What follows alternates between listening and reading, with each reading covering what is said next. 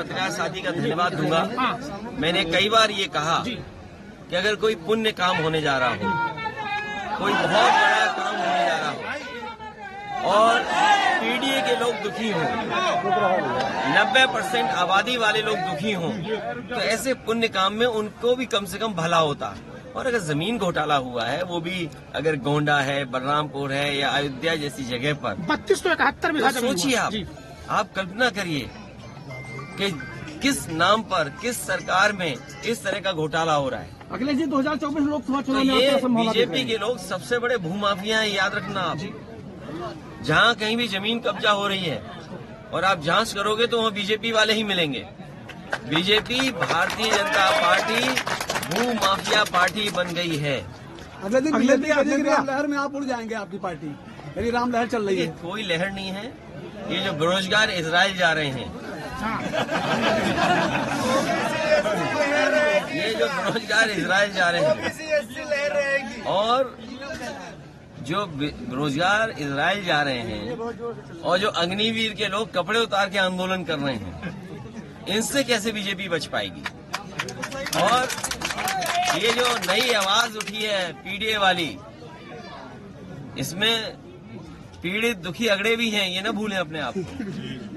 जो पीड़ित हैं, दुखी अगड़े वो भी हैं और पिछड़े, दलित, अल्पसंख्यक, आदिवासी भाइयों का ये समूह है और आधी आबादी के साथ आगे बढ़ रहे हैं। तो 90% लोग इस पीडीए में शामिल हैं, तो भारतीय जनता पार्टी कैसे बचेगी। भैया ये बताइए, आपकी पार्टी, वो चाहे नीतीश कुमार जी हो चाहे आप, है ना, जातीय जनगणना की बात करते थे। अब नीतीश जी जो है एनडीए में शामिल हो गए हैं, आपकी जातीय जनगणना का क्या होगा। नहीं, उनके जाने से मुद्दा थोड़ी खत्म हो जाता है। हमें तो बधाई देना चाहिए नीतीश जी को, कम से कम शुरुआत तो कर गए।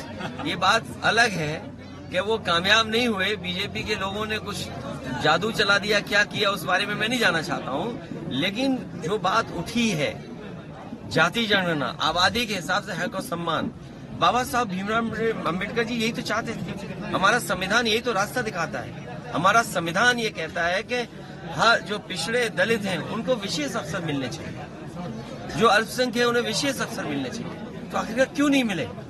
तो उस दिशा में जो काम किया है, अगर वो काम पूरा नहीं कर पाए हैं तो समाजवादी लोग उस काम को पूरा करेंगे। आप भारत जोड़ो यात्रा में शामिल होंगे। देखिए, मुश्किल तो ये है कि कई बड़े आयोजन होते हैं, बड़े कार्यक्रम होते हैं, हम लोगों को निमंत्रण ही नहीं मिलता। तो अपने आप क्या मांगे हम निमंत्रण। मंदिर में को निमंत्रण मिला था आपको? अपने आप मांगने से मिला। जब आवाज उठाई हम लोगों ने कि बताओ हमारा घर गंगा जल से धोया, तब सुनने में आया कि उन्होंने कहा निमंत्रण दे दो, ठीक है। जिस तरीके से ईडी उस समय आएगा। मैंने आपसे कहा कि ये जो समय है, समय के हिसाब से सब चीजें होती हैं। अखिलेश जी, और भगवान हमें बुलाएंगे तो हम जाएंगे।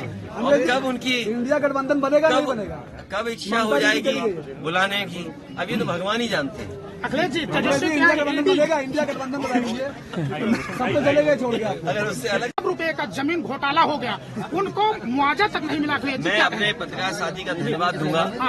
मैंने कई बार ये कहा कि अगर कोई पुण्य काम होने जा रहा हो, कोई बहुत बड़ा काम होने जा रहा हो और पीडीए के लोग दुखी हों, 90% आबादी वाले लोग दुखी हों, तो ऐसे पुण्य काम में उनको भी कम से कम भला होता। और अगर जमीन घोटाला हुआ है, वो भी अगर गोंडा है, बलरामपुर है या अयोध्या जैसी जगह पर 32 तो 71 बीघा जमीन, सोचिए आप कल्पना करिए कि किस नाम पर, किस सरकार में इस तरह का घोटाला हो रहा है। अखिलेश जी 2024 लोकसभा चुनाव में ये बीजेपी के लोग सबसे बड़े भूमाफिया हैं, याद रखना आप। जहाँ कहीं भी जमीन कब्जा हो रही है और आप जांच करोगे तो वहाँ बीजेपी वाले ही मिलेंगे।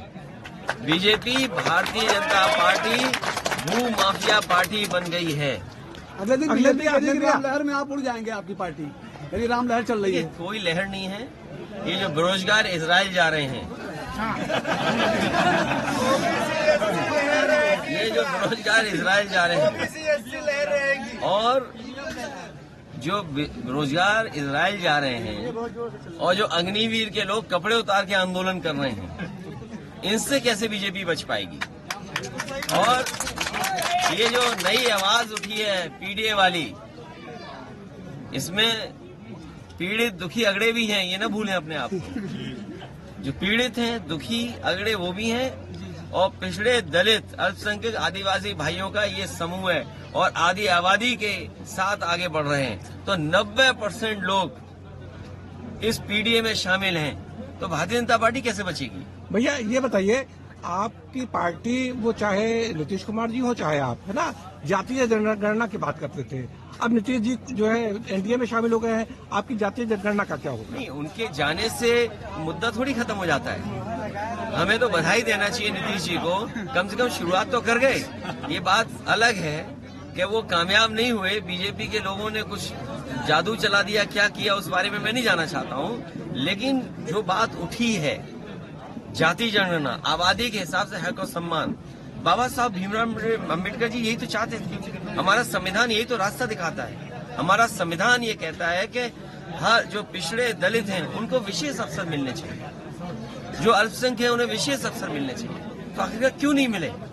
तो उस दिशा में जो काम किया है, अगर वो काम पूरा नहीं कर पाए हैं तो समाजवादी लोग उस काम को पूरा करेंगे।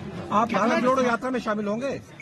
देखिए, मुश्किल तो ये है कि कई बड़े आयोजन होते हैं, बड़े कार्यक्रम होते हैं, हम लोगों को निमंत्रण ही नहीं मिलता। तो अपने आप क्या मांगे हम निमंत्रण? अखिलेश जी, मंदिर में कोई निमंत्रण मिला था आपको? अपने आप मांगने से मिला। जब आवाज उठाई हम लोगों ने कि बताओ हमारा घर गंगा जल से धोया, तब सुनने में आया कि उन्होंने कहा निमंत्रण दे दो, ठीक है। अखिलेश जी, जिस तरीके से तेजस्वी को ईडी, उस समय आएगा। मैंने आपसे कहा कि ये जो समय है, समय के हिसाब से सब चीजें होती हैं। अखिलेश जी, और भगवान हमें बुलाएंगे तो हम जाएंगे। और कब उनकी इंडिया गठबंधन बनेगा नहीं बनेगा? कब इच्छा हो जाएगी बुलाने की, अब ये तो भगवान ही जानते हैं।